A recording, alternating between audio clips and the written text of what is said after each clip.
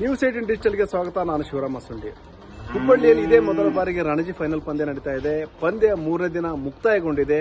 3 ದಿನಗಳಲ್ಲಿ ಏನು ಜಮ್ಮು ಕಾಶ್ಮೀರ ತಂಡನ ಪ್ರಾಬಲ್ಯ ಮೆರೆದಿದೆ ಅಂತ ಹೇಳ್ಬೋದು. ಕರ್ನಾಟಕ ಮತ್ತು ಜಮ್ಮು ಕಾಶ್ಮೀರ ತಂಡಗಳ ನಡುವೆ ಈ ಒಂದು ಪಂದ್ಯ ನಡೀತಾ ಇದೆ. ರೋಚಕ ಘಟ್ಟದಲ್ಲಿದೆ ಮತ್ತು ಈ ಒಂದು ಸಂದರ್ಭದಲ್ಲಿ 3 ದಿನಗಳಲ್ಲಿ ಸಾಕಷ್ಟು ಬೇರೆ ಬೇರೆ ರೀತಿಯ ಬೆಳವಣಿಗೆಗಳು ಸಹ ನಡೆದವು. ಮತ್ತು ಏನು ಜಮ್ಮು ಕಾಶ್ಮೀರ ತಂಡದ ನಾಯಕ ಕರ್ನಾಟಕದ ಒಬ್ಬ ಆಟಗಾರನಿಗೆ ಡಿಚ್ಚಿ ಕೊಟ್ಟಂತ ಘಟನೆಯೂ ನಡೀತು. ಅದೇ ಕಾರಣಕ್ಕಾಗಿ ಆತನಿಗೆ ದಂಡವನ್ನು ಸಹ ವಿಧಿಸಲಾಗಿದೆ.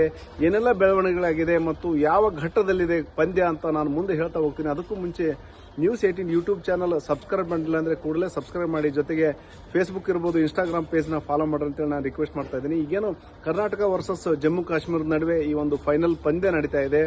ಒಂದು ರೀತಿಯಲ್ಲಿ ರೋಚಕ ಘಟ್ಟದಲ್ಲಿ ಈ ಒಂದು ಪಂದ್ಯ ಇದೆ ಅಂತ ಹೇಳ್ಬೋದು. ಏನು ಟಾಸ್ ವಿನ್ ಆದಂತಹ ಜಮ್ಮು ಕಾಶ್ಮೀರ ತಂಡ ಮೊದಲು ಬ್ಯಾಟಿಂಗ್ ಆಯ್ಕೆ ಮಾಡಿಕೊಂಡಿತ್ತು. 584 ರನ್ಗಳ ಬೃಹತ್ ಮೊತ್ತವನ್ನ ದಾಖಲಿಸುವಂತ ಕೆಲಸವನ್ನ ಜಮ್ಮು ಕಾಶ್ಮೀರ ತಂಡ ಮಾಡಿದೆ. ಇದಕ್ಕೆ ಉತ್ತರವಾಗಿ ಇವತ್ತು ಬೆಳಗ್ಗೆ ಬ್ಯಾಟಿಂಗ್ ಆರಂಭಿಸಿದಂತಹ ಕರ್ನಾಟಕ ತಂಡ ಆರಂಭಿಕ ಆಘಾತ ಕಂಡಿತು. ಜೊತೆಗೆ ಈಗೇನು 3ನೇ ದಿನದ ಆಟ ಮುಗಿಯುವ ವೇಳೆ 5 ವಿಕೆಟ್ ನಷ್ಟಕ್ಕೆ 220 ರನ್ಗಳನ್ನು ಗಳಿಸುವಲ್ಲಿ ಅಷ್ಟೇ ಶಕ್ತವಾಗಿದೆ. ಇನ್ನು ಆರಂಭಿಕ ಸ್ಟಾರ್ ಪ್ಲೇಯರ್ಸ್ ಅಂತ ಏನು ಹೇಳ್ತೀವಿ, KL ರಾಹುಲ್ ಇರ್ಬೋದು, ಏನು ದೇವದತ್ ಪಡಿಕ್ಕಲ್, ಕ್ಯಾಪ್ಟನ್ ದೇವದತ್ ಪಡಿಕ್ಕಲ್ ಅಂತವರು ಸಹ ಒಂದು ಫೇಲ್ಯೂರ್ ಆಗಿದ್ದಾರೆ ಅಂತ ಹೇಳ್ಬೋದು. ಮತ್ತು ಇಬ್ಬರು ಶೂನ್ಯ ಸುತ್ತಿನೇ ಹೋಗಿದ್ದಾರೆ. ಹಾಗಾಗಿ ಏನು ಆರಂಭದಲ್ಲಿನೇ 4 ವಿಕೆಟ್ಗಳನ್ನ ಕಳ್ಕೊಂಡಿದ್ದರಿಂದಾಗಿ ಕರ್ನಾಟಕ ತಂಡ ಏನು ಒತ್ತಡದಲ್ಲಿನೇ ಇವತ್ತು ಆಟ ಆಡ್ತಂತ ಹೇಳ್ಬೋದು. ಇಡೀ ಒಂದು ಏನು 3 ದಿನಗಳ ಒಂದು ಆಟವನ್ನು ನೋಡಿದಂತ ಸಂದರ್ಭದಲ್ಲಿ 2 ದಿನಗಳ ಕಾಲ ಮೊದಲನೇ ದಿನನೂ ಸಹ ಒಂದು ಏನು ಇದು ಜಮ್ಮು ಕಾಶ್ಮೀರ ತಂಡದ ಬ್ಯಾಟರ್ಸ್ ಪ್ರಾಬಲ್ಯ ಮೆರೆದರು. 2ನೇ ದಿನವೂ ಸಹ ಪ್ರಾಬಲ್ಯ ಮೆರೆದರು. 3ನೇ ದಿನದಲ್ಲಿ ಜಮ್ಮು ಕಾಶ್ಮೀರ ತಂಡದ ಬೌಲರ್ಗಳು ತಮ್ಮ ಪ್ರಾಬಲ್ಯವನ್ನು ಮೆರೆದರು ಅಂತ ಹೇಳ್ಬೋದು.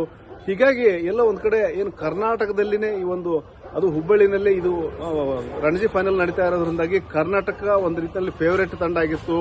ಆ ಒಂದು ಕರ್ನಾಟಕದ ಸ್ಟಾರ್ ಪ್ಲೇಯರ್ಸ್ ನೋಡ್ಲಿಕ್ಕಂತಾನೆ ಹುಬ್ಬಳ್ಳಿ, ಧಾರವಾಡ ಅಲ್ಲದೆ ಉತ್ತರ ಕರ್ನಾಟಕದ ಬೇರೆ ಬೇರೆ ಜಿಲ್ಲೆಗಳಿಂದಲೂ ಸಹ ಒಂದು ಕ್ರಿಕೆಟ್ ಪ್ರೇಮಿಗಳು ಬಂದಿದ್ದಾರೆ ಮತ್ತು ಕ್ರಿಕೆಟ್ ಆಟವನ್ನು ನೋಡಿ ಎಂಜಾಯ್ ಮಾಡ್ತಾ ಇದ್ದಾರೆ. ಆದರೆ ಏನು ಕರ್ನಾಟಕ ತಂಡದ ಆಟಗಾರರ ಒಂದಷ್ಟು ಬೇಸರ ತರಿಸಿದೆ ಅಂತ ಹೇಳ್ಬೋದು.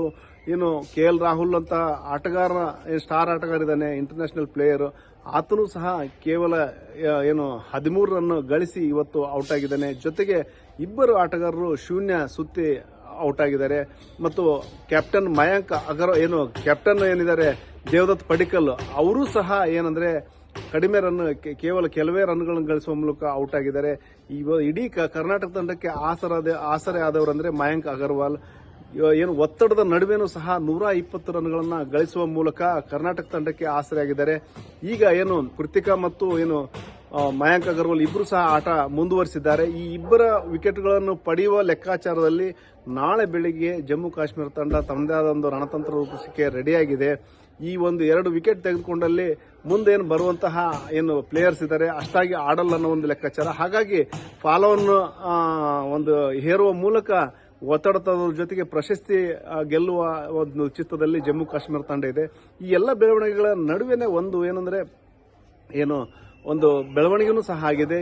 ಜಮ್ಮು ಕಾಶ್ಮೀರ ತಂಡದ ನಾಯಕ ಪಾರಸ್ ಏನಿದ್ದಾನೆ, ಕರ್ನಾಟಕ ತಂಡದ ಒಬ್ಬ ಆಟಗಾರನಿಗೆ ಡಿಚ್ಚಿ ಹೊಡೆದಿರೋದು ಅಂದ್ರೆ ಹೆಲ್ಮೆಟ್ಗೆ ಡಿಚ್ಚಿ ಹೊಡೆದಿರೋದ್ರಿಂದಾಗಿ ಸಾಕಷ್ಟು ವಿವಾದಕ್ಕೆ ಕಾರಣವಾಗಿತ್ತು. ಈಗ ಅದೇ ವಿವಾದ ಬೇರೆ ರೀತಿಯ ಒಂದು ಸ್ವರೂಪ ಪಡ್ಕೊಳ್ಳೋದ್ರ ಜೊತೆಗೆ ಈಗ BCCI ಅವರಿಗೆ ದಂಡದ ಬಿಸಿಯನ್ನು ಮುಟ್ಟಿಸುವಂತ ಕೆಲಸವನ್ನು ಮಾಡಿದೆ. ಯಾಕಂದ್ರೆ ನಿನ್ನೆ ನಡೆದಂತ ಘಟನೆ ಸಂದರ್ಭದಲ್ಲಿ ಕರ್ನಾಟಕದ ಆಟಗಾರನಿಗೆ ಡಿಚ್ಚಿ ಹೊಡೆದಿದ್ರು. ಅದಕ್ಕೆ ಕರ್ನಾಟಕದ ಆಟಗಾರರು ಸಹ ಆಕ್ಷೇಪ ವ್ಯಕ್ತಪಡಿಸಿದ್ರು. ಯಾವಾಗ ಅದು ಪರಿಸ್ಥಿತಿ ವಿಕೋಪಕ್ಕೆ ಹೋಗ್ತಿದ್ದಂತೆ ಫೀಲ್ಡ್ ಅಂಪೈರ್ಗಳು ಅದನ್ನ ಒಂದು ತಿಳಿಗೊಳಿಸುವಂತಹ ಕೆಲಸ ಮಾಡಿದ್ರು.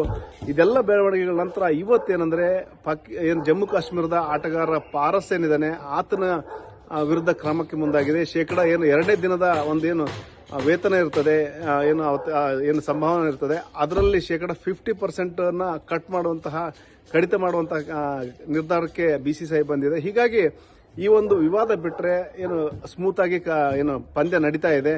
ಆದರೆ ಕರ್ನಾಟಕ ಆಟಗಾರರ ಮೇಲೆ ಸಾಕಷ್ಟು ನಿರೀಕ್ಷೆಗಳನ್ನು ಇಟ್ಕೊಳ್ಳಲಾಗಿತ್ತು. ಆ ನಿರೀಕ್ಷೆ ಯಾಕೋ ಒಂದ್ ಕಡೆ ಖುಷಿ ಆಗ್ತಾ ಇದೆ. ಯಾಕಂದ್ರೆ ಕರ್ನಾಟಕದಲ್ಲಿ ಅದು ಹುಬ್ಬಳ್ಳಿಯಲ್ಲಿ ಈ ರೀತಿ ಮೊದಲನೇ ಬಾರಿಗೆ ಫೈನಲ್ ನಡೀತಾ ಇರೋದ್ರಿಂದಾಗಿ ಕರ್ನಾಟಕ ಗೆದ್ದೇ ಗೆಲ್ಲುತ್ತೆ, ಒಂದು ರೀತಿಯಲ್ಲಿ ಫೇವರೇಟ್ ಅನ್ನೋ ಒಂದು ಅಭಿಪ್ರಾಯ ವ್ಯಕ್ತವಾಗಿತ್ತು. ಆದರೆ ಈಗೇನು ಮೂರನೇ ದಿನದ ಆಟ ಅಂತ್ಯಗೊಂಡಂತ ಸಂದರ್ಭದಲ್ಲಿ ನೋಡಿದಾಗ ಕರ್ನಾಟಕ ಒಂದು ಒತ್ತಡಕ್ಕೆ ಸಿಲುಕಿದೆ ಮತ್ತು ಏನು ಇನ್ನೂ ಫಾಲೋ ಆನ್ ಭೀತಿಯಲ್ಲೇ ಇದೆ. ಇನ್ನೂ ಏನು ಯಾಕಂದ್ರೆ 584 ರನ್ ಅಂದ್ರೆ ಈಗ ಸದ್ಯ 220 ರನ್ ಮಾತ್ರ ಗಳಿಸಲು ಶಕ್ತವಾಗಿದೆ. ಇನ್ನೂ ಸಹ ಫಾಲೋ ಆನ್ ಭೀತಿನಲ್ಲಿ ಇದೆ.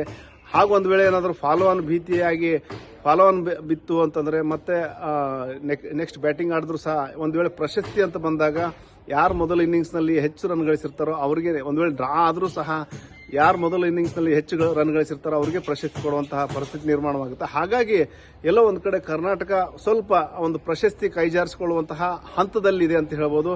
ಆದರೂ ಸಹ ಕರ್ನಾಟಕದ ಆಟಗಾರರು ಕೆಚ್ಚೆದೆ ಆಟವನ್ನು ಮುಂದುವರಿಸಿದ್ದಾರೆ. 5 ವಿಕೆಟ್ ನಷ್ಟಕ್ಕೆ 220 ರನ್ಗಳು ಗಳಿಸಿದ್ದಾರೆ. ಮತ್ತು ಏನು ಮಯಾಂಕ್ ಅಗರ್ವಾಲ್ ಏನು 130 ರನ್ ಗಳಿಸಿದಂತ ಮಯಾಂಕ್ ಅಗರ್ವಾಲ್ ಮತ್ತು ಕೃತಿಕಾ ಇಬ್ರು ಸಹ ಕ್ರೀಸ್ ನಲ್ಲಿದ್ದಾರೆ. ಹಾಗಾಗಿ ಅವರಿಬ್ಬರ ಮೇಲೂ ಸಹ ಕರ್ನಾಟಕ ತಂಡ ಭರವಸೆ ಇಟ್ಟಿದೆ. ನಾಳೆ ಯಾವ ರೀತಿ ಏನು ಆಟ ಪ್ರದರ್ಶನ ಆಗುತ್ತೆ ಮತ್ತು ಯಾವ ರೀತಿ ಜಮ್ಮು ಕಾಶ್ಮೀರ ತಂಡದ ಬೌಲರ್ಸ್ ಒತ್ತಡ ಹಾಕ್ತಾರೆ ಅದ್ರ ಮೇಲೆ ನಮ್ಮ ಮುಂದಿನ ಭವಿಷ್ಯ ನಿರ್ಧಾರ ಆಗುತ್ತೆ ಅಂತ ಹೇಳ್ಬೋದು. ಒಟ್ಟಾರೆ ಏನು 3 ದಿನ ಏನು ರಣಜಿ ಫೈನಲ್ ಪಂದ್ಯ ಒಂದು ರೋಚಕ ಘಟ್ಟಕ್ಕೆ ತಲುಪಿದೆ. 3ನೇ ದಿನದ ಆಟ ಅಂತ್ಯವಾಗಿದೆ. ಇನ್ನು 2 ದಿನ ಮಾತ್ರ ಬಾಕಿ ಇದೆ. ಹಾಗಾಗಿ ಮುಂದೆ ಏನೆಲ್ಲ ತಿರುವು ಪಡೆಯುತ್ತೆ ಮತ್ತು ಯಾವ ರೀತಿ ಯಾರು ಮೇಲುಗೈ ಸಾಧಿಸ್ತಾರೆ ಅನ್ನೋದ್ರ ಮೇಲೆ, ಯಾರು ಮೇಲುಗೈ ಸಾಧಿಸ್ತಾರೋ ಅವರಿಗೆ ಒಂದು ಟ್ರೋಫಿ ಖಚಿತ ಅನ್ನೋದು ಖಾತ್ರಿ. ಶಿವರಾಮ ಮಸೂನಿ, ನ್ಯೂಸ್ 18 ಹುಬ್ಬಳ್ಳಿ.